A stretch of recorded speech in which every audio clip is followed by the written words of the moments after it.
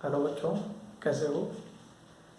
अच्छा, previous video lecture में हम लोग मैग्नेटिक फील्ड के बारे में बात किए थे और उसके बाद हम लोग उसके इफ़ेक्ट्स देखे थे कि किस किस पे डिपेंड करता है। अच्छा, तुम्हारे मन में अगर ख्याल आए कि मैग्नेटिक फील्ड का फॉर्मूला, तो बेटा एक फार्मूला नहीं होता है मैग्नेटिक फील्ड का, वो डिपेंड करता है उसके शेप पे या फिर साइज पे या उसके डायमेंशन पे डिपेंड करता है किस टाइप का वो कंडक्टिंग वायर है। ठीक है, अगर मान लीजिए सर्कुलर है तो वहाँ पर अलग हो जाएगा। अगर मान लीजिए सपोज आपका एक वायर है स्ट्रेट लाइन वाला, हाँ, वहाँ पर अलग हो जाएगा मैग्नेटिक फील्ड। और कल जो हम लोग बात किए थे एक इनफाइनाइट लॉन्ग वायर की बात कर लिए थे, जिसको हम लोग दूसरे लैंग्वेज में बायोट सेवर्ट लॉ भी देखे थे, है ना। थोड़ी बहुत दिक्कत तो नहीं आएगी इस चीज़ों में। ठीक है, मैं एक बार रिकॉल करा देता हूँ उसको, ज़रा फोकस करो। हमने कहा था कि अगर कोई कंडक्टिंग वायर है, तो आप फोकस कीजिए। अगर मान लीजिए कोई कंडक्टिंग वायर है, ठीक है दोस्त, तो मैंने कहा था इस पर क्या करा, आपने एक टेंजेंट डाल दिया, यही काम किए थे, और इस पॉइंट का नाम दिया था O, और यहाँ से किसी एक R डिस्टेंस पर, ठीक है दोस्त, R डिस्टेंस पर कोई P पॉइंट है और जहाँ पर मैग्नेटिक फील्ड क्या हो रहा है, प्रोड्यूस हो रहा था। ठीक है, रिकॉल करा रहा हूँ मैं। और करंट का डायरेक्शन अभी फिलहाल आपने दिया था इस तरह के वायर में, कहीं ना कहीं इसका पोटेंशियल होगा। ठीक है, और ये जो टेंजेंट से ये एंगल बना रहा है, ये अपना रहा आपका थीटा। ठीक है दोस्त, मैं कल वाला पार्टी थोड़ा रिकॉल करता हूँ। ठीक है, तो यहाँ पर जो मैग्नेटिक फील्ड का मैग्नीट्यूड होगा, तो हम यहाँ से कह सकते हैं मैग्नीट्यूड ऑफ मैग्नेटिक फील्ड, यानी B जो बनेगा दोस्त डायरेक्टली प्रोपोर्शनल बन रहे थे किसका, करंट का, और B डायरेक्टली प्रोपोर्शनल हो रहे थे दोस्त किसका, अगर ये वायर का लेंथ अगर L दे रहे हो, ठीक है, और B डायरेक्टली प्रोपोर्शनल होते ये थीटा का, ठीक है दोस्त, थीटा का। तो यहाँ पर हमने कहा था sine of angle of theta. ठीक है, अगर आप फोकस कीजिए, और B इनवर्सली प्रोपोर्शनल हो रहे थे किसके, डिस्टेंस। और डिस्टेंस कौन सा आएगा, ये जो डिस्टेंस आएगा दोस्त, ये आपका जिस पॉइंट पर मैग्नेटिक फील्ड एक्सपीरियंस्ड हो रहा होगा और वायर से बीच का डिस्टेंस। देखिए तो, और मैग्नेटिक फील्ड हमने बहुत बढ़िया से समझाने की कोशिश भी करा था, क्लियर है। तो जिस पॉइंट पर मैग्नेटिक फील्ड फोर्स एक्सपीरियंस हो रहा है, वहाँ से किसी वायर तक के बीच का क्या है, सेपरेशन डिस्टेंस है। ठीक है दोस्त, अब इन सभी को एक साथ अगर कंपेयर करते हो तो बनेगा B डायरेक्टली प्रोपोर्शनल। देखिए ना, ये वाला पॉइंट्स को छोड़ के अभी तक सब डायरेक्टली आ रहा है, तो डायरेक्टली कर दीजिए, क्या बनेगा I इंटू L, ठीक है दोस्त, इंटू बोलिए क्या, साइन थीटा, और ये इन्वर्सली है तो इसको इन्वर्सली कर लीजिए। ठीक है ना, अब यहाँ से अब देखो ये क्या है, डायरेक्टली प्रोपोर्शनल को हटाओगे तो यहाँ पर आ जाएगा कांस्टेंट, और constant K into I into L into बोलो साइन थीटा। ये बचपन से ही पता होगा आपको, कोई परेशानी वाली बात नहीं है। ठीक है ना, अब यहाँ से ना K क्या है आपका, इसको मैंने कहा था कांस्टेंट, क्या मैंने कहा था इसको, कांस्टेंट। ठीक है दोस्त, और ये कांस्टेंट किसके करीब आएगा, ये आएगा म्यू नॉट अपॉन में 4 पर। अच्छा, इसको बोलते हैं म्यू नॉट। म्यू नॉट क्या है, थोड़ा सा क्या, बस इसके अगर हम बात करें इलेक्ट्रोस्टेट या मैग्नेटिज्म के फॉर्म में, तो यहाँ पर होता है परमिएबिलिटी। ठीक है, जरा देखिए, इसको कह सकते हैं हम लोग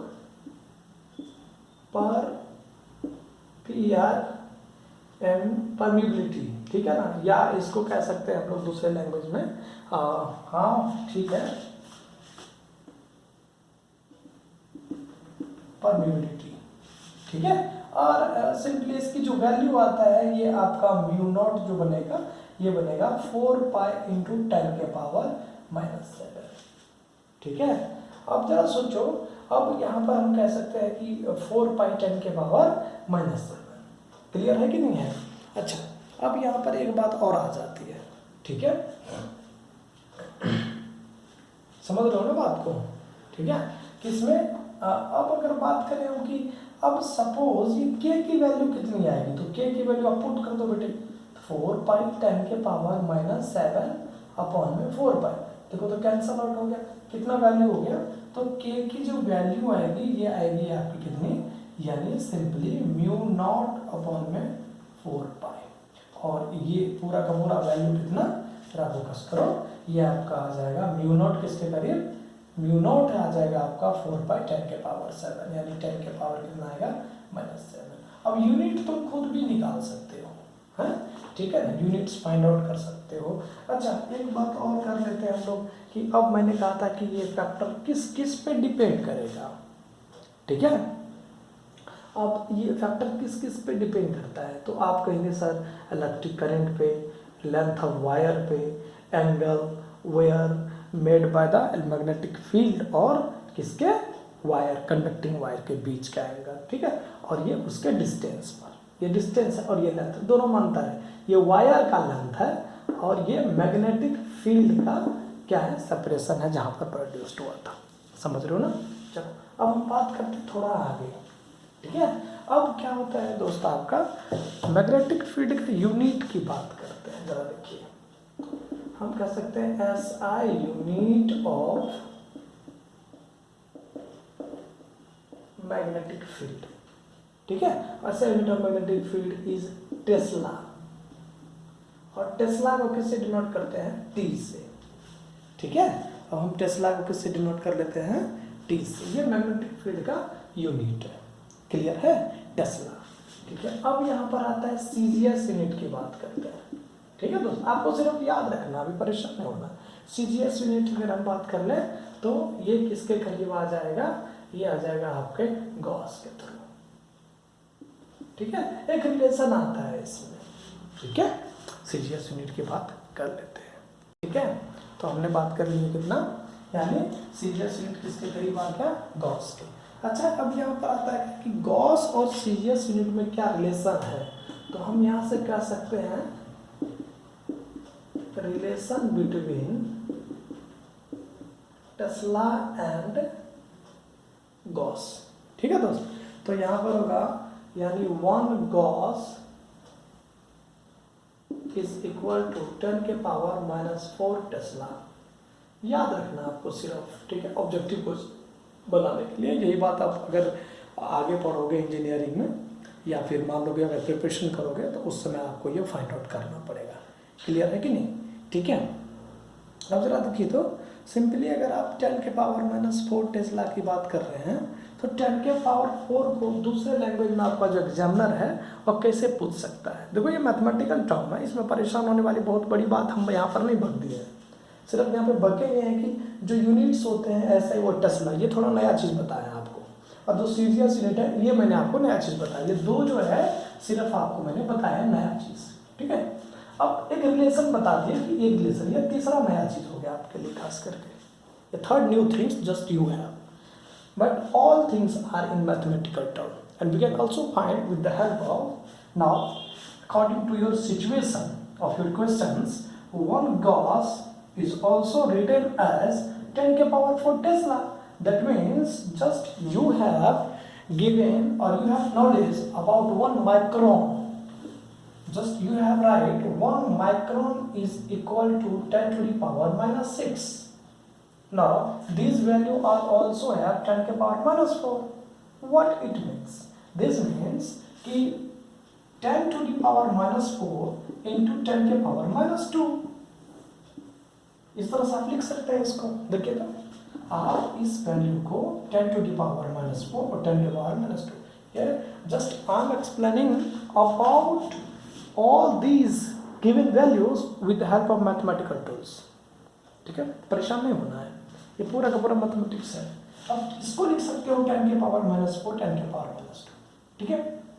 जरा सोचो इस चीज को क्लियर करने के लिए आप क्या कर सकते हो, अगर हम इस चीज़ को बनाने की कोशिश करें 10 के पावर ये लिखने की कोशिश करें तो ऐसा हो सकता है क्या, देखो तो 100 into 10 के पावर -6 इज इक्वल टू 10 के पावर -4।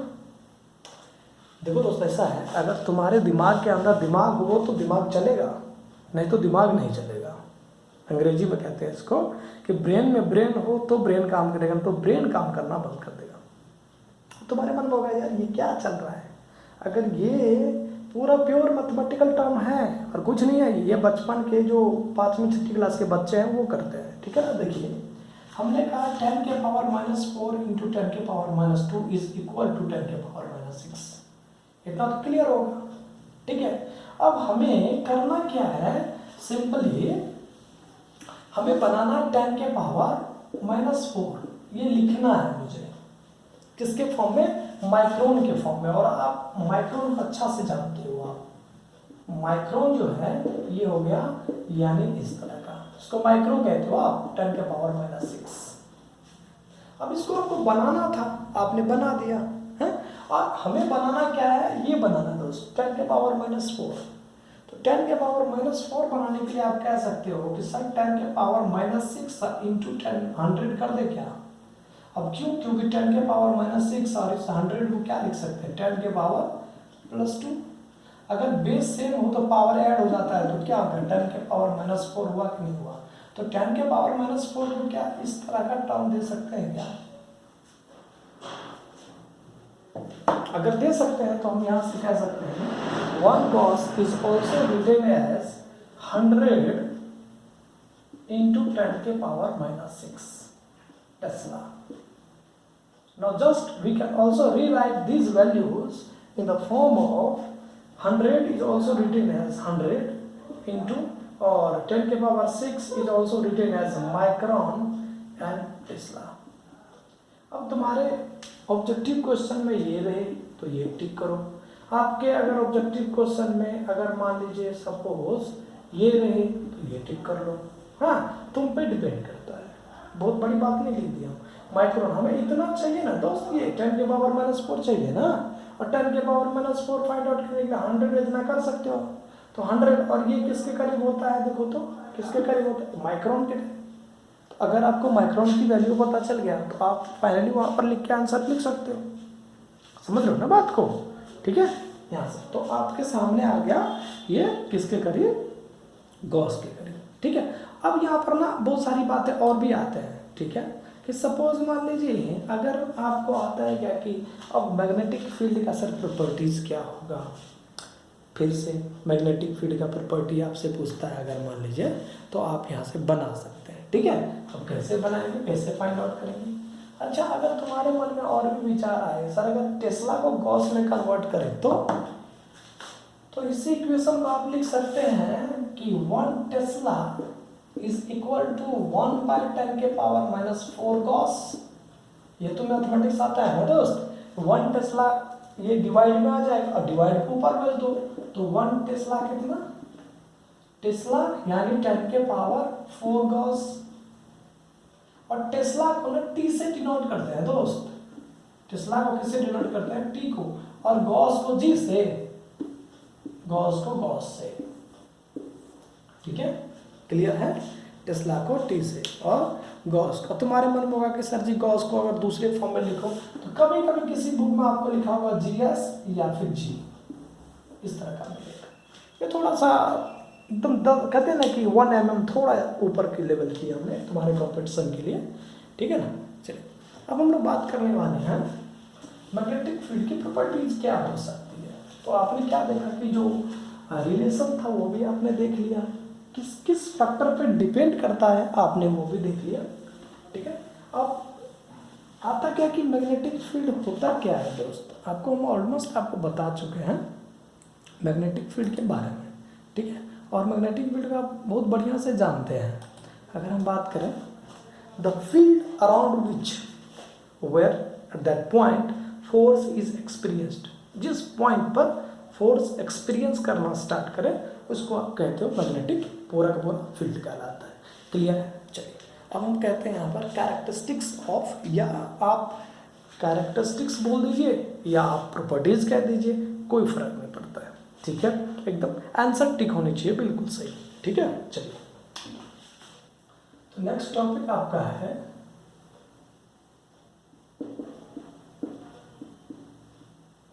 कैरेक्टरिस्टिक्स ऑफ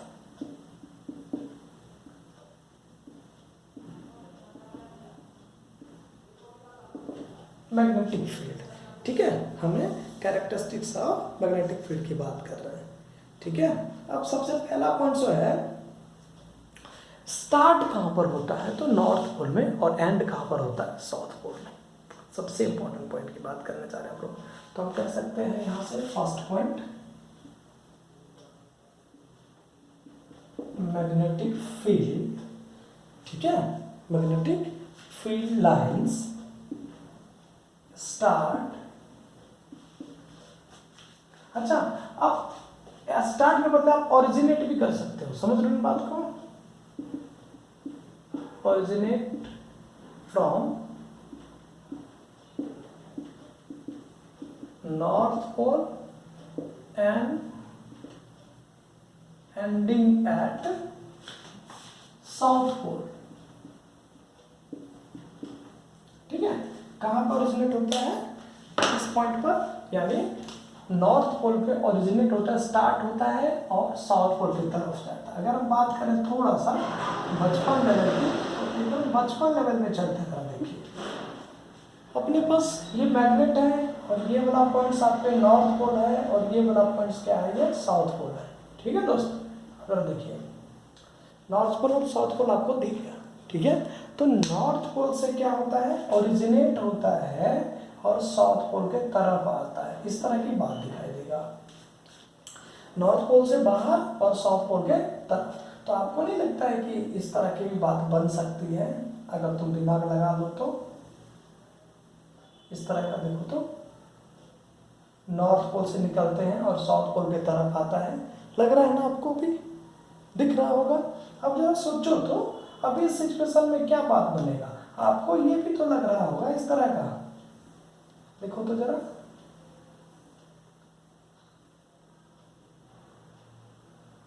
बन गया ना। अब आपको लगे कि सर थोड़ा और डिजाइन दे दूं क्या, दे दो भैया, डिजाइन भी हो गया, आपके प्रॉपर्टीज भी हो गए। तो आपका पहला पॉइंट हुआ मैग्नेटिक फील्ड का, फील्ड लाइंस, कि मैग्नेटिक फील्ड लाइंस ओरिजिनेट कहाँ पर होता है, नॉर्थ पोल, और एंड कहाँ पर होते हैं, साउथ पोल पर। क्लियर है कि नहीं है, मतलब कहाँ से आउटलेट, कहाँ से है आपका, नॉर्थ पोल से, और इनलेट कहाँ पर है आपका, साउथ पोल पर, ऐसे समझो थोड़ा, क्लियर है। चलिए अब नेक्स्ट की बात करते हैं दूसरे पॉइंट्स की तरफ। तो हम कह सकते हैं फील्ड लाइंस आर, दूसरा इसको रफ कर रहा हूं मैं, ठीक है। चलिए देखिए, दूसरा पॉइंट होता है, जरा फोकस कीजिए, कि field lines are closed curve, field lines are closed curve. अब क्लोज कर्व आपने देखा जस्ट अभी क्या था, ये मान लीजिए अब जस्ट आपका एक मैग्नेट है, तो आपका क्या हो रहा था, ये सिचुएशन देखिए तो बन रहा है ना दोस्त, एकदम से। तो ये बहुत क्लोज लूप जिसको कहते हो, कर्व कह दो या लूप कह दो, दोनों बात बराबर हो जाता है, ठीक है। अब यहाँ पर एक छोटी सी बात ये आता है इस पूरे फील्ड में, अगर आप यहाँ पर नॉर्थ दोगे और ये साउथ दोगे तो ऐसे निकलेगा। आपका मन करे कि सर हम अगर यहाँ साउथ दे और यहाँ पर नॉर्थ दे दे, तो जस्ट ये इसका क्या बन जाएगा, ये ऐसे उल्टा हो जाएगा दोस्त, एकदम रिवर्स डायरेक्शन में अगर बात करो, क्योंकि देखो नॉर्थ पोल से निकला और कहाँ जा रहा है, साउथ पोल की तरफ, और इस तरह से आपका ऐसे दिखाई देगा, जरा देखो, ठीक है। देखो अब ये नॉर्थ पोल से निकला होगा, साउथ की तरफ जा रहा है, ठीक है, समझ रहे हो ना बात को। अब दूसरा पॉइंट इसी का आता है, अब जहां पर बड़ा नजदीक है ना, वहां पर उसकी स्ट्रेंथ बहुत ज्यादा होता है, जहां पर बहुत ही नजदीक है, बहुत ही मतलब डेंसिटी जहां पर ज्यादा है, वहां पर क्या होगा, उसका स्ट्रेंथ भी बहुत ही ज्यादा होगा। तो हम यहाँ से एक पॉइंट और भी कह सकते हैं मैग्नेटिक फील्ड लाइंस का, कि मैग्नेटिक लाइंस आर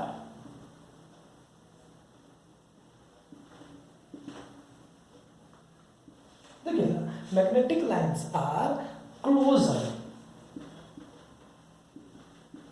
इन, अच्छा क्या कह सकते हैं, इन दूसरे फॉर्म में स्ट्रॉन्गर,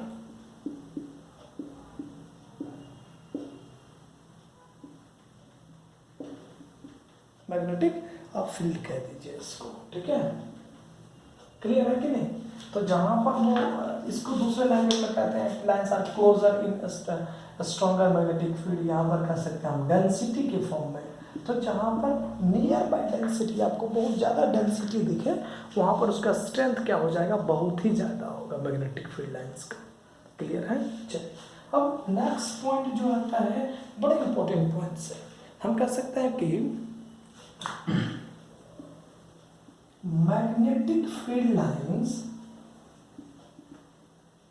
नेवर इंटरसेक्ट, थोड़ा ढंग से लिख देता हूं मैं, magnetic field lines never intersect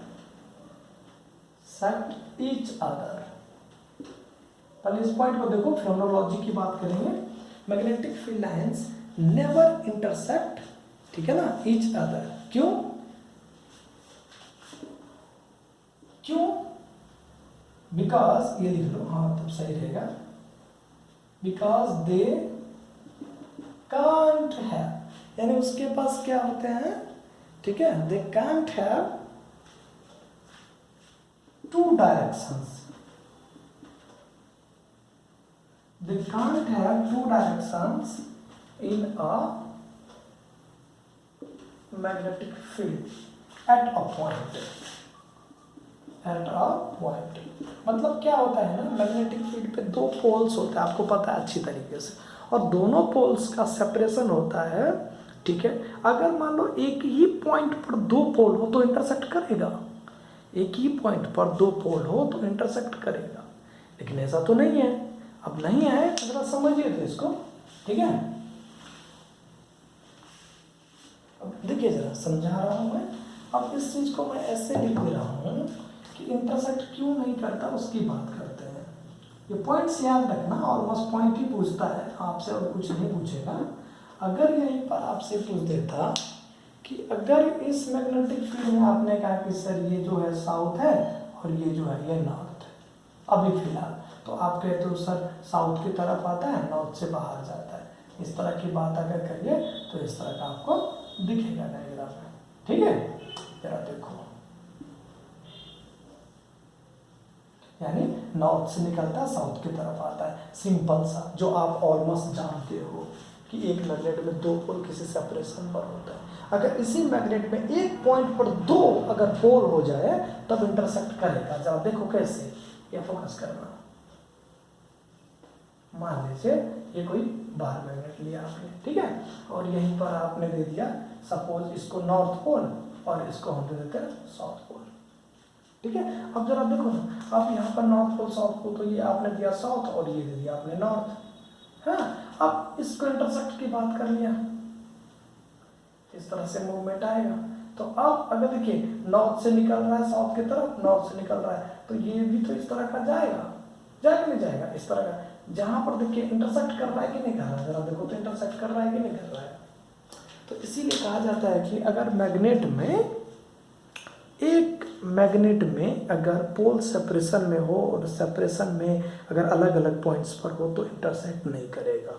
अगर एक ही पॉइंट्स पर दो पोल्स हो जाए तो वो एक दूसरे को इंटरसेक्ट करने लग जाएगा। क्लियर है? चलिए नेक्स्ट पॉइंट की तरफ चलते हैं, ठीक है। अब आता है आपका सिंपली, सबसे ज्यादा आपने देखा कहां पर, जहां पर क्लोज है नॉर्मली, ठीक है। और एक सबसे इंपॉर्टेंट बात अभी अभी जस्ट आप नोटिस कर सकते हो, थोड़ा सा मैंने पहले कहा, दिमाग में दिमाग हो तो दिमाग चल जाएगा, ठीक है। अगर दिमाग में दिमाग नाम की प्राणी नहीं है तो फिर चलना थोड़ा मुश्किल हो जाएगा। तुम्हारे मन में एक बात आएगा, सर मैग्नेटिक फील्ड लाइंस ना नॉर्थ पोल से ओरिजिनेट होती है और साउथ पोल पर एंड हो जाता है, यही पढ़े ना आप कि नॉर्थ पोल से ओरिजिनेट होती है और साउथ पोल पर आ जाती है। तो आपके मन में एक विचार नहीं आएगा कि सर अगर मान लीजिए ये आपका मैग्नेट है, फोकस करो तो, अगर ये आपका एक मैग्नेट है, ठीक है, और मैग्नेट ये आपने कहा कि नॉर्थ पोल है सर, ये आपका साउथ पोल है, ठीक है सर। तो अब दोनों, तो आपको नहीं लगता है कि इस तरह की बात अगर इस तरह का हो, जरा फोकस करो इस तरह से,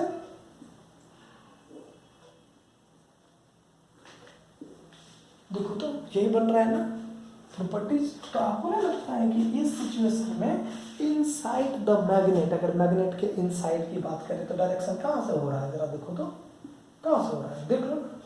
बाहर तो आपको दिख रहा है आउटसाइड द मैग्नेटिक। क्वेश्चन आपसे पूछ सकता है कि outside the magnet field lines are, तो डैश डैश डैश दे दिया, तो आप कहेंगे नॉर्थ से साउथ। सीधा आउटसाइड कहाँ से जा रही है? नॉर्थ से साउथ। अगर आपसे पूछता है कि इनसाइड द मैग्नेट, तो आप कहेंगे साउथ से नॉर्थ की तरफ, तो हम वो भी लिख देते हैं। ठीक है, देखिए जरा, हमने अभी डायग्राम से क्लियर कर दिया। ठीक है, इनसाइड द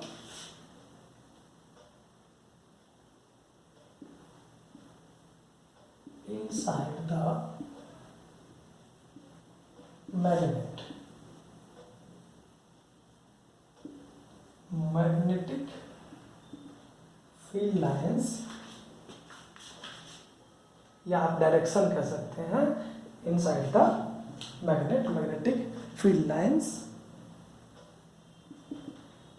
arises from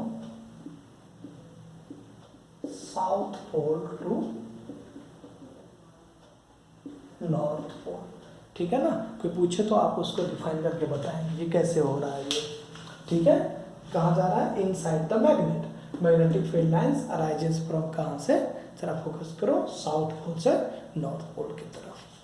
ठीक है, आप जरा सोचो तो, साउथ से नॉर्थ की तरफ है, बहुत बढ़िया। अब हम दूसरी बात अगर कर लें,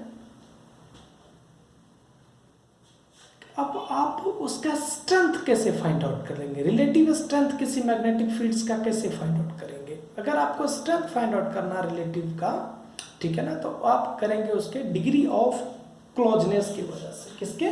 डिग्री ऑफ, तो आप कह सकते हैं the relative strength of, the relative strength of, जरा समझना। ठीक है, मैग्नेटिक फील्ड लाइंस, देखिए the relative strength of magnetic field lines is shown by degree of,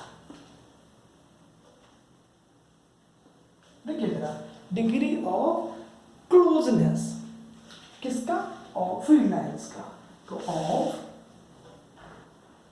field lines, तो याद रखना इस पॉइंट को, the relative strength of magnetic field lines is shown by degree of closeness. यानी हमने आपको पहले भी कहा कि सबसे ज़्यादा स्ट्रेंथ कहाँ दिखेगी? जहाँ पर आपका क्या होगा? बहुत ही ज़्यादा डेंसिटी होगा।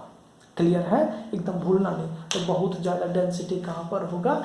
स्ट्रेंथ की बात करें, जरा देखो ना, तुम खुद ही इसको निकाल लो। हाँ बिल्कुल, अब आंसर भी तुम्हें बता, तो अपने आप से कंप्रोमाइज कर लो। देखो क्या है, अपने आप से देखो बनाओ, और अपने आप के मन में कंप्रोमाइज करने की कोशिश करोगे तो ये मैग्नेटिक फील्ड लाइंस है।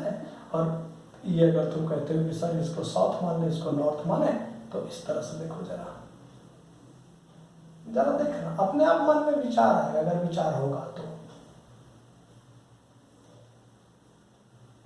सबसे ज्यादा आपको डेंसिटी कहाँ लग रहा है? देखो तो, कहाँ पर? ये पोल्स के पास नहीं है, देखो तो। सबसे ज़्यादा घना, डेंसिटी का मतलब अगर बहुत ही घना, घना का मतलब कहते हैं like there are a large number of field lines are situated at a point. ठीक है, और दैट सिचुएशन, तो इस सिचुएशन में आपका मैग्नेटिक फील्ड लाइंस जो बन रहा है, जरा देखिए। ठीक है, इस सिचुएशन में तो आपका क्या बन रहा है? यहाँ पर क्या है? At the pole of magnet strength is very high.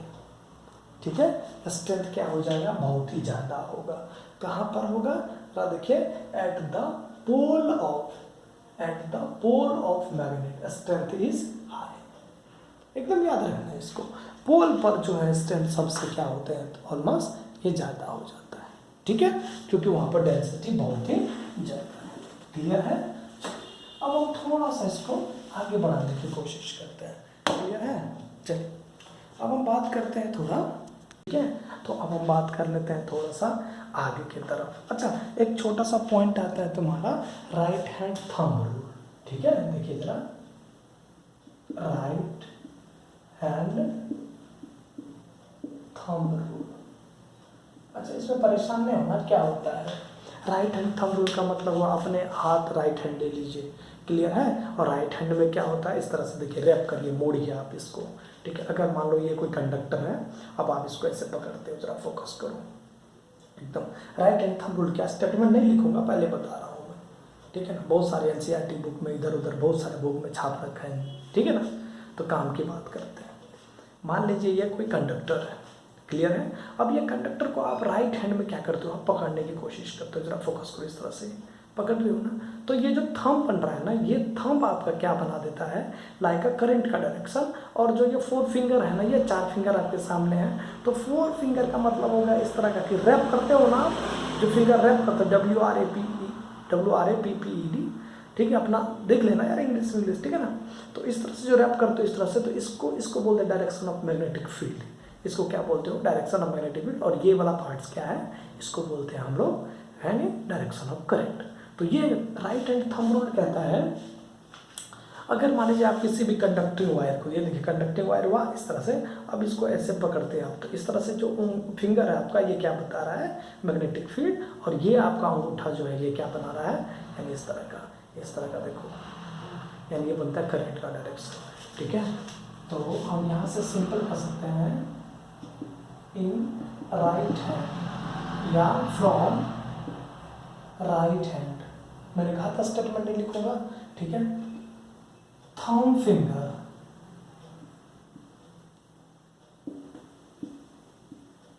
Shows direction of current, क्या बताता है ये, डायरेक्शन ऑफ करंट, ठीक है। और आपके सामने देखिए मैंने कहा है कि थंब फिंगर क्या बताता है, डायरेक्शन ऑफ करंट। और ये नॉर्मली जो कहता है फिंगर रेप्ड, ठीक है, कौन सा, चारों फिंगर, 4 फिंगर, WRAPPED, ठीक है ना, finger raped around the conductor, around the conductor shows, क्या शो करेगा ये करेगा डायरेक्शन ऑफ मैग्नेटिक फील्ड,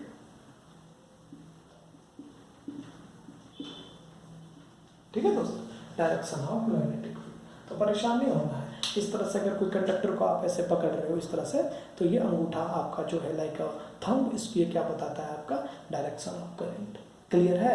और जो आपका फिंगर रेप्ड हो रही है, जो मोड़ रहा है, उसको वो क्या बताता है, आपका direction of magnetic field, clear है कि नहीं है, ठीक है।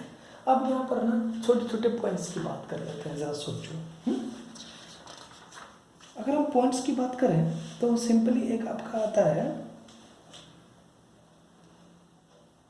अगर किसी भी इलेक्ट्रिक करंट को किसी कंडक्टर से आप पास करते हो, उसके अराउंड क्या करता है, मैग्नेटिक फील्ड जनरेट करता है, ये बात याद रखना, ठीक है।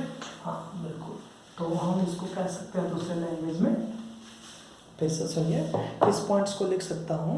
ये कौन एक्सपेरिमेंट किया था, ये एम्पियर साहब किए थे, स्विमिंग रूल इसको एक बोलते हैं, एम्पियर्स रूल, ठीक है, इसको कहते हैं एम्पियर्स स्विमिंग। अब ये है क्या, एम्पियर्स स्विमिंग रूल है क्या, मतलब ये देखा कि नॉर्मली जब आप मूवमेंट कर रहे होते हो, ठीक है, जरा सोचो, तो पानी में आप कैसे तैरते हैं, आप इस तरह का, अगर हम बात करें, ये बॉडी आपका इस तरह से, ये आपका हाथ इस तरह, और ये वाटर का फ्लो है मान लीजिए, हाँ। अब ये जैसा भी हो आप देख लीजिए, ठीक है, इस तरह से आप ये पानी पे यूँ तैर रहे हो, स्विम कर रहे हो। तो कहता है कि ये जो डायरेक्शन बन रहा है ना दोस्त, अब ये डायरेक्शन क्यों बन रहा है, जरा सोचो। अब ये अगर वाटर का लेवल है, अगर मान लीजिए वाटर का सरफेस जिस पे आप स्विम करते हो, तो ये कैसा बनेगा, इस तरह का। अगर हम बात करें तो ये ऑलमोस्ट इस तरह का बनता है, जैसे अगर हम पोल्स की बात कर लें, तो देखो, ठीक है, थोड़ा सा डायग्राम बनाने की कोशिश करता हूँ मैं, थोड़ा कभी कभी तुम्हें समझ में नहीं भी आएगा, क्योंकि देखो क्या है, ये बहुत पहले की बात है, मतलब तुम्हारे 9th-10th की बात है।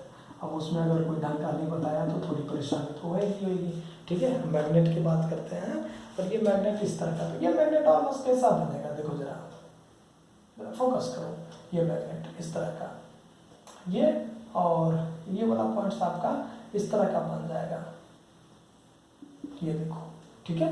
मतलब अगर हम डायग्राम की बात कर लें, थोड़ा इसको क्लियर डायग्राम बनाने की कोशिश करें, तो क्लियर डायग्राम हम ऐसे कह सकते हैं, आपका सिंपली इस तरह का मैग्नेट है, ठीक है। अगर आप इस तरह से मूवमेंट कर रहे थे तो आपका इस तरह से बनेगा, फोकस करो, ये आपका क्या है, मैग्नेट है ये। अगर मान लो इधर हम इधर कह दें नॉर्थ पोल, तो ये क्या बनेगा अपना साउथ पोल, इस मैग्नेट बनेगा कि नहीं बनेगा। और यही आप तैर रहे होते हो तो कुछ पैर का क्या पार्ट होता है, नीचे की तरफ आपका हाथ पानी के ऊपर, आप यूँ उस तरह से पानी को क्या कर रहे होते हो, जस्ट एक तरफ आप डायरेक्शन दे रहे हो, तो तब आपका मूवमेंट आगे की तरफ होता है।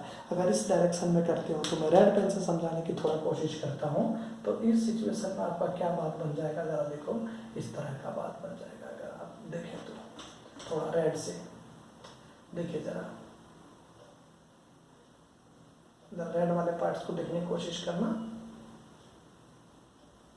देखो बन रहा है ना, आप समझ में आ गया होगा, ठीक है। इस तरफ पैर वाला डायरेक्शन, तो ये जो डायरेक्शन है इस तरफ स्विमिंग वाला जो डायरेक्शन है, उस डायरेक्शन को हम कह देते हैं करंट का कैरिंग कंडक्टर है। क्या है ये, current carrying conductor, current carrying conductor, समझना जरा, ठीक है। जो मुंडी वाला पार्ट है, जो मूवमेंट आ रहा है, उसको बोलते हैं करंट कैरिंग कंडक्टर। और ये वाला जो पॉइंट था, ये क्या है आपका हैंड है, हाथ, इस तरह से आप मूवमेंट कर रहे हो तो पानी के अंदर। तो ये कौन सा लॉ था, ये ऑलमोस्ट आपका एम्पियर स्विमिंग लॉ। और कौन दिया था, ये एम्पियर सर दिए थे, ठीक है। एंड्रे मैरी एम्पियर, इसका नाम ही था दोस्त, एंड्रे मैरी एम्पियर, ठीक है ना। तो नॉर्मली मैं नाम ही लिख देता हूँ, एंड्रे मैरी, ठीक है ना।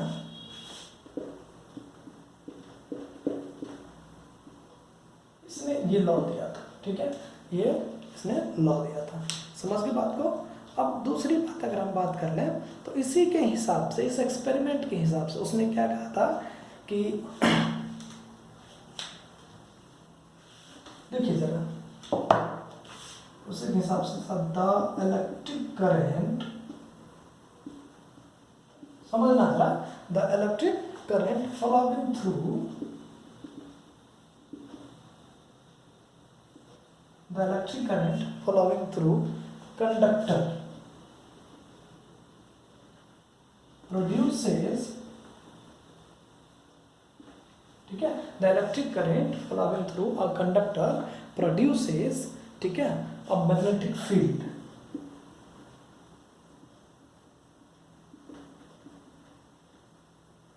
around us। मतलब सिंपली उसके चारों ओर क्या करता है, ये मैग्नेटिक फील्ड को जनरेट करता है। अगर आप किसी कंडक्टर से, फिर से सुनिए इस पॉइंट को, अगर किसी भी कंडक्टर से आप नॉर्मली इलेक्ट्रिक करंट को पास करते हैं, तो उसके चारों तरफ क्या प्रोड्यूस करता है, मैग्नेटिक। अब देखो क्या है, मैग्नेटिक फील्ड प्रोड्यूस करेगा, तो तुम्हारे मन में एक विचार आएगा, और वो क्या आएगा, सर उस मैग्नेटिक फील्ड का डायरेक्शन क्या होगा, समझ रहे हो कि नहीं, उसका उस मैग्नेटिक फील्ड का डायरेक्शन क्या होगा। तब तुम फंस जाओगे यहाँ पर, कोई बात नहीं, मैं किस लिए हूँ, ठीक है, हाँ बिल्कुल। तो मैं बात करता हूँ क्या, कि अगर मान लीजिए किसी वायर से आप करंट को पास कराते हैं, तो उस सिचुएशन में आपका जो मैग्नेटिक फील्ड लाइंस का डायरेक्शन है वो क्या बनेगा। तो बड़ा आसान है ये। अब आसान कैसे है, तो देखिएगा जरा, फोकस कीजिए, मैं स्टॉप कर रहा हूँ, ठीक है।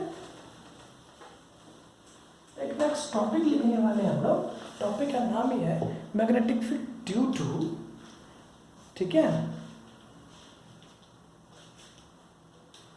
टॉपिक का नाम लिख देता हूं, magnetic field due to current. देखिए, magnetic field due to current carrying, ठीक है ना, सिंपली करंट कैरिंग कंडक्टर। अब किस में करंट कैरिंग कंडक्टर, किस में, थ्रू अ स्ट्रेट कंडक्टर, ठीक है, यानी through a current carrying conductor in a straight line. अब इस स्ट्रेट लाइन से अगर आप करंट को पास कराते हैं तो क्या बात बनता है।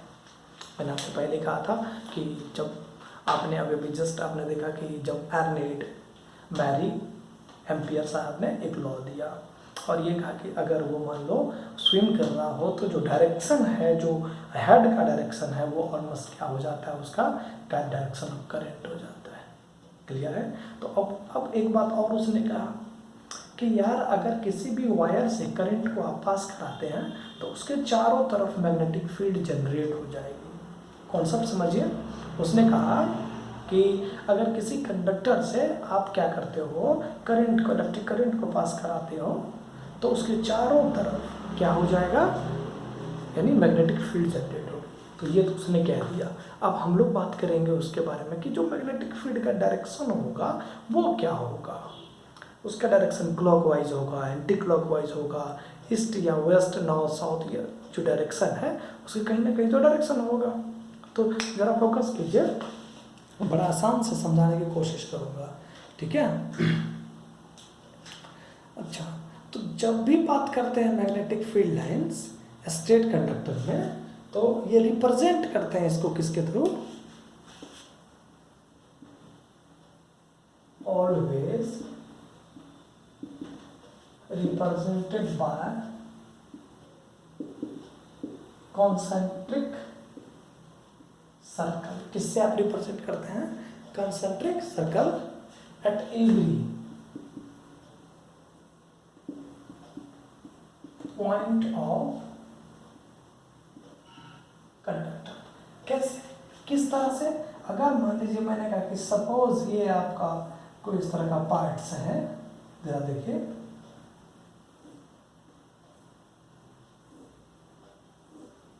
ये अब यहाँ पर आप करंट की बात कर रहे हो, कोई कंडक्टर अगर दे देते हो, मूवमेंट करते हो इस तरह का, तो आपका क्या हो सकता है, जरा देखो, तब ये इस तरह का मूवमेंट आएगा। देखो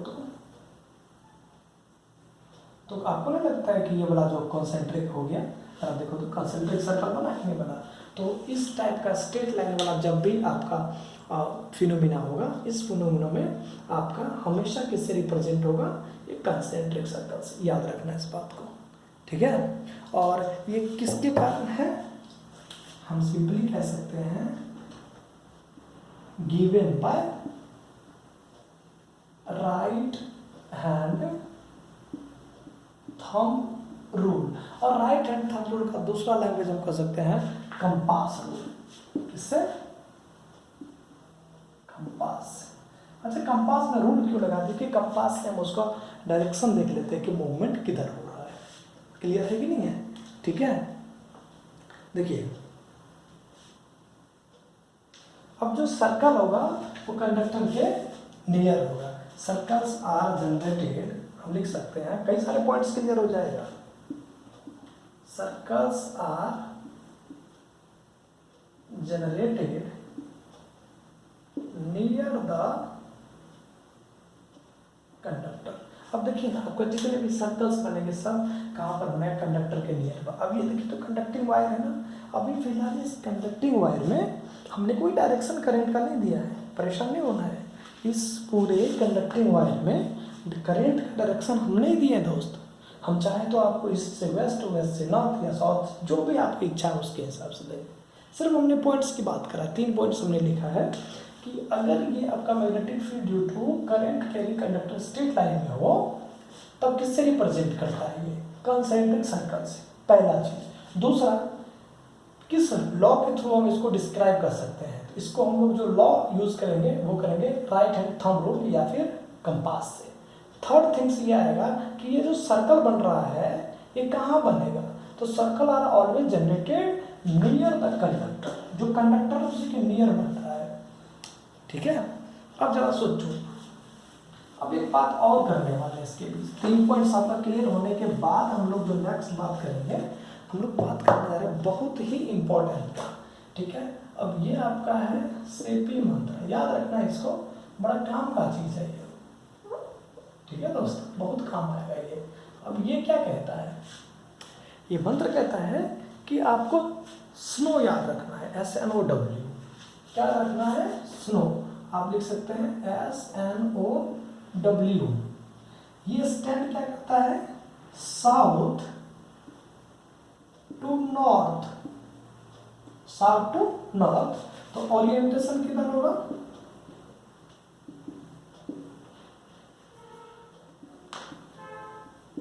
वेस्ट की तरफ। बड़ा काम का चीज है ये, इसको याद रखना है आपको। स्नो, अगर ये याद रह गया तो आपका इसका 10 रिवर्स कर लेंगे हम लोग।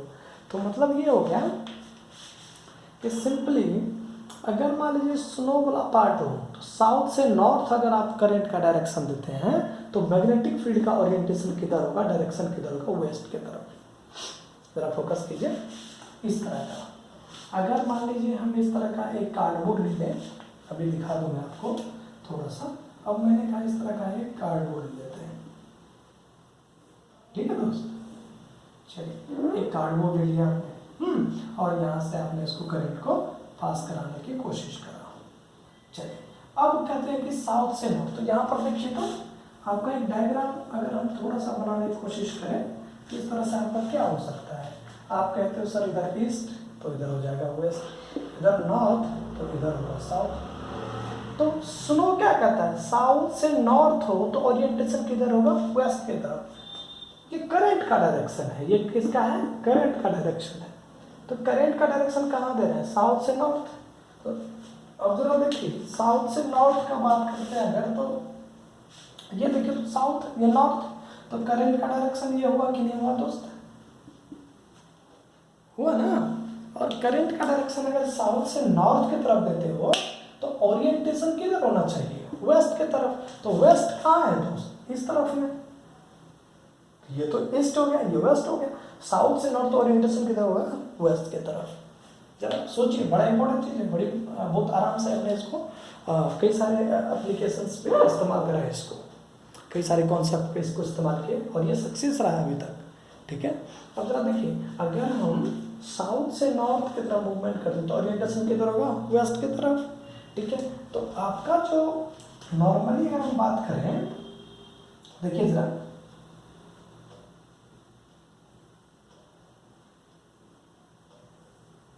कंसेंट्रिक बन गया। अब इस कंसेंट्रिक में डायरेक्शन दे दो आप, तो ऐसे जा रहा है डायरेक्शन आपका, ये लो तो ये डायरेक्शन क्या होके तैयार हो गया। आपसे पूछेगा कि when current is passing through a conductor from south to north where the magnetic field lines generated and find this direction. तो मैग्नेटिक फील्ड लाइन्स कहाँ जनरेट होगा? उस दो क्वेश्चन था इस क्वेश्चन के अंदर। एक तो मैग्नेटिक फील्ड लाइन्स कहाँ पे जनरेट होगा? तो near the conductor, magnetic field lines clear, near the conductor. चलिए अब तो उसका डायरेक्शन बताइए। अगर साउथ से नॉर्थ हो तो डायरेक्शन कैसा होगा? यानी देखिए एंटी क्लॉकवाइज। कैसा? Anti clockwise. क्लियर है? चलिए अब कहेंगे सर अगर रिवर्स करें, अरे भैया रिवर्स करोगे तो इसका रिवर्स क्या होगा? वेस्ट का रिवर्स क्या होगा? ईस्ट। कर लो जरा, देख लो। नेक्स्ट तो कह सकते हैं व्हेन, देखिए यहां पर आप कह सकते हैं इस पार्ट को, when the current passing in upward direction, that is, दोनों बातें लिख रहा हूं मैं, दैट इज कहां से? South to north. तो direction of magnetic field is anti clockwise. कैसा जा रहा है दोस्त? Direction of magnetic field anti clockwise. When current is passing in upward direction, that is south to north, the direction of magnetic field is anti-clockwise. अब आपके मन में आएगा कि सर अगर इसको रिवर्स करें तो कर लो भैया, ठीक है। अब देखो फिर से वही काम कर लो।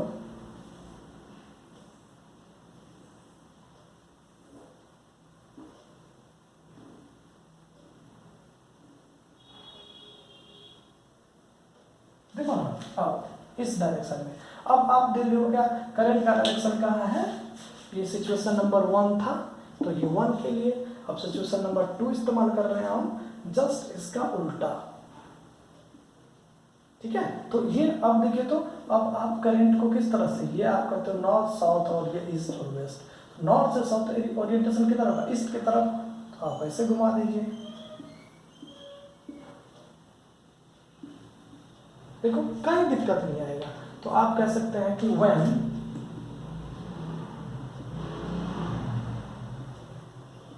current is passing through downward, that is north to south, then direction of magnetic field is clockwise. कैसा डायरेक्शन हो रहा है, क्लॉकवाइज डायरेक्शन, और ये कैसा हो रहा है, एंटी क्लॉकवाइज। तो आपको मैंने टिप्स दे दिए, और टिप्स ये था आपका कि अगर आप मैग्नेटिक फील्ड लाइंस को जनरेट कराना है, डायरेक्शन देखना है, तो with the help of current, ठीक है, आपके करंट की वैल्यू फाइंड आउट कर सकते हैं। क्लियर है? चलिए, अगर हम थोड़ा सा और बात करने की कोशिश करें तो आपका बात बन जाएगा। क्या बनेगा, सर्कल्स तो आपको पता चल गया कंडक्टर के। तो अब हम मैग्नेटिक फील्ड की बात करें जरा, किसकी बात कर रहे हैं हम लोग, मैग्नेटिक फील्ड। और मैग्नेटिक फील्ड क्या होगा, नॉर्मली थोड़ा फोकस कीजिए इसी डायग्राम से। मैग्नेटिक फील्ड क्या बन रहा है, डायरेक्टली प्रोपोर्शनल बनेगा स्ट्रेंथ ऑफ कंडक्टर। कंडक्टर अगर मान लीजिए कि कंडक्टर की अगर स्ट्रेंथ बढ़ाते हैं तो मैग्नेटिक फील्ड बढ़ जाता है, ठीक है। Strength of current, sorry current कर दीजिए, गलत लिख दिए थे थोड़ा, हाँ, कि अगर हम मैग्नेटिक फील्ड की बात करें तो जितना हम करंट की स्ट्रेंथ बढ़ाएंगे उतना ही मैग्नेटिक फील्ड मेरा क्या होगा, जनरेट होगा। क्लियर है कि नहीं है? अब दूसरा पॉइंट जो बनता है दोस्त, ये होता है magnetic field is inversely proportional, क्या, यानी distance of conductor, distance from conductor. ये बात को याद रखना है आपको कि सिंपली इस पूरे डायग्राम से कि अगर हम मैग्नेटिक फील्ड की बात करें तो magnetic field directly proportional strength of current और magnetic field inversely proportional distance from the conductor, inversely proportional distance from the conductor. Clear है कि नहीं है? ठीक है। अब आपको सिंपली बहुत ज़्यादा